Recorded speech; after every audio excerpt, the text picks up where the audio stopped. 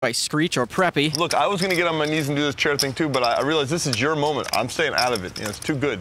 You guys have your own bubble. Yeah, you shouldn't. Oh, we're the big losers. We're the huge super losers here. Yeah, I know. Super donks. Action folds on over to Daniel, who calls. I really do. The super. Do they have records? I want to know. Ask the EP if they have records of like who's won all the hands, because I don't know, but it's possible I didn't win 60 hands now in a row. Hellmuth's going to take a trip backstage while we see a flop. 8, ace, 7, pair of clubs. Doyle's flop top pair. Phil Hellmuth has found the craft service table. Daniel checks. Doyle bets 3,500 and takes it down. I'd won for sure.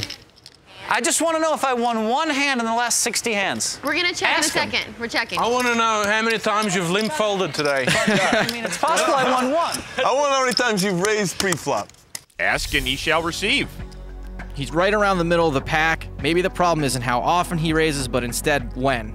Oh yeah, that's why I haven't won a pot Can I in ask 60. you one thing? Where did you learn? No, I don't think raising in this game is exactly Where did you learn that? He slow played. He's up 180,000 because he limped in with ace king and let him bluff off all his money every hand. He limped in with kings and ace king and everything and trapped him. Doyle folds. When I try to trap So's him, lock. I have to could've fold hit top those pair hands, and you know, pocket and then I would've tens seen who and would've trapped. ace king. No, I was right with the king jack of diamonds. I know that. I could have hit some of those hands, and Tony's out. things would have been different. Pot. Phil Hellmuth raised to 2,000. Adds a few more points to that PFR. E-dub folds and a small pocket pair for Daniel. I'll play with a flop. Why let me win one, Daniel? No, we were trying to. Why let me win? Take you off one time. You have the 8-9 suited, I guess. 10-8 king.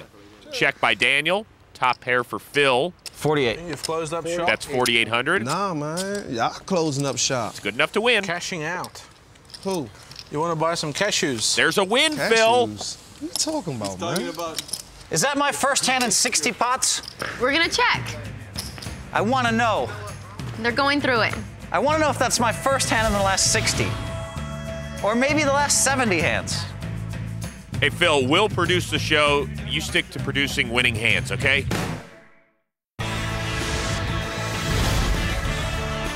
We are back to the big game from Las Vegas, Nevada. During the break, our stats guys were crunching numbers, and we have an answer for Phil. I want to know the truth. Bring him the truth. You can't handle the truth. That's the only problem. Let's take a look at Phil's winning percentage, and as you can see, he's been in a slump along with the loose cannon. Before that last W, Hellmuth was winless in 38 straight hands and won just 2 of the last 51. As you can see, Ernest isn't doing much better. He's won only 2 of the last 56 and counting. And Phil Locke has been on the uptick, and his stack reflects that. Ernest has been pushed around a lot, but he hasn't invested much either. If the loose cannon close up shop, then you lose the. What makes you think the loose cannon is closing up shop, Tony? That's the second time you said that, man. Is this something you're trying to say to me, man? Talk it up. What's good, man? I What's just y'all think about? now you're going to just dribble away like Phil. Dribble away, man? I'm like, yo, real talk, you know what I'm saying? I should get a close-up. Like, I'm like a sucker to you. Like, like, nah, man, we good. We good. Ernest is the best. We good. Tony G straddles, as Phil Hellmuth still sits awkwardly. You've done well. You've done your best. So no one can expect. Your mother's happy. Oh, wow. Proud of you, Phil. Yeah, the public, he doesn't know how bad he looks. but I gotta tell you, The public loves Tony G. He doesn't know how bad he looks to the people at home. Phil folds. King 10 for E-dub. It's 800 there. Straddle. Oh, sorry. The awkward limp. Daniel on the button, raises to 3,500. Doyle folds. Ace Queen for Phil Locke. Calls. Okay. 8-6 suited for Tony G. Also calls. Daniel's attempt to thin the field pre-flop hasn't exactly worked out. Oh, damn. Can't believe you put me in this spot, yo. You put me in a bad spot right now, man. It's kind of what I do. It's a lot of money to call out of his own pocket. And so he folds. Oh, I really want to call that. If that flop, hey, my flop come out, I'm just going to walk away and go side of her. Yeah. Ace King Deuce on the flop. Locke checks top pair. Tony G checks. Daniel's looking at making a continuation bet on the button, hoping everyone missed. And that bet is 6,500. Locke's passive style still working out. His opponents keep betting into him when he has the best hand and when they don't have much of a chance of catching up. Phil calls. By just calling, he disguises the strength of his hand. No outs. It's not good. Tony G out of the way as we now have 2 players to the turn. Ace of clubs, so make it trip aces for Locke. He checks. His hand improves. He checks, hoping Daniel will continue doing his bidding and betting for him. Daniel reaching for more chips. This time makes it 9,000 to go. Daniel obviously not betting for value, trying to get Locke to fold a king. Is Phil just Hollywooding this? He's actually trying to decide if Daniel will call a raise or if he should just call Daniel's bet. And he just calls. Violent call. Violent. Knock the ace out the park. Phil's got 3 aces, doesn't look all that comfortable. The river card, the jack of diamonds. And Locke checks yet again. At this point, Daniel's raised pre-flop, fired on 2 streets. Phil Locke would not mind having a cheap showdown. Daniel's going to fire again, it looks like. 28 grand this time. Big third barrel. Oh, and you know I can't fold, too. That's what's so sick. Pre-flop, I was like, does he have 2 kings? But I can't fold, can I? I have too big a hand. I mean, you would do that with ace king, ace deuce, ace jack, pocket kings, just about everything. I might as well have just a solo king, but I don't. I have a very nice hand. I'm not strong enough to fold. I wish this happened earlier instead of later. I feel like I'm paying you off. But I don't know if I can fold. I don't think I can fold, Daniel. Daniel, son. Me not strong. Me not know how to fold. That was like a combination of Yoda and the Karate Kid. You knew I was calling the river when you bet 9. I mean, this is a chance for me to be... I could make a hero fold. I know I'm not going to fold. Pocket deuces, maybe? 30,000. There's the call. Oh, you want it to fold so bad, too. You got it. Just do it, too. Oh, the Yoda kid makes the right decision. What do you want? I mean, you give the speech, you just pick it up. I don't know. You're a tough man to bluff. When he bets the river, I know that he has it because he knows I'm going to call, so he can't bet unless he has it. That's exactly what I was thinking. That's when you're a champion. You're just like that. You induce the bluff.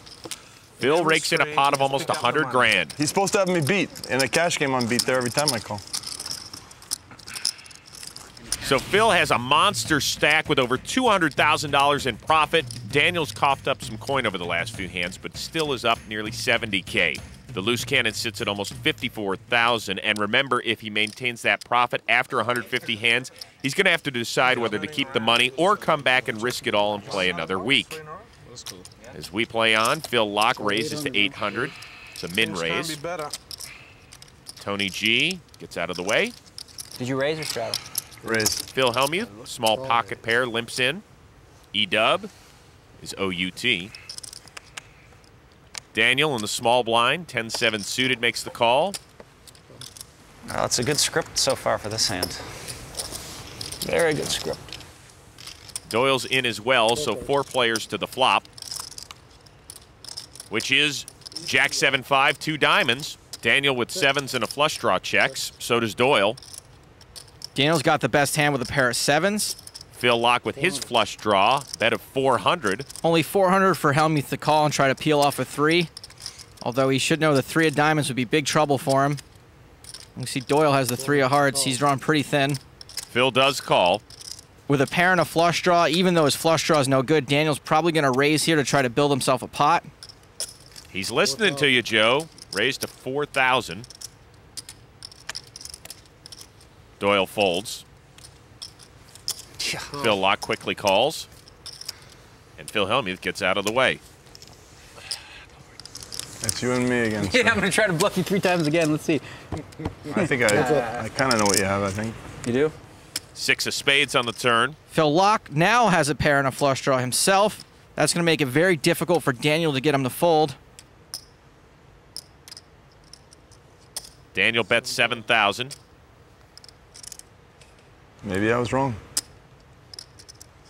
You put me on King 7 of diamonds? No. In that neighborhood? Something like Jack 10, Jack Queen, something like that. No, I just put you on like a 4 high flush draw. So now I figured that makes a straight. Strassa. Phil's making a pretty good read again. He is missing the part about the pair of sevens. Locke makes the call. Phil Locke. Locke's looking for a diamond. A king or a 6 would improve his hand as well.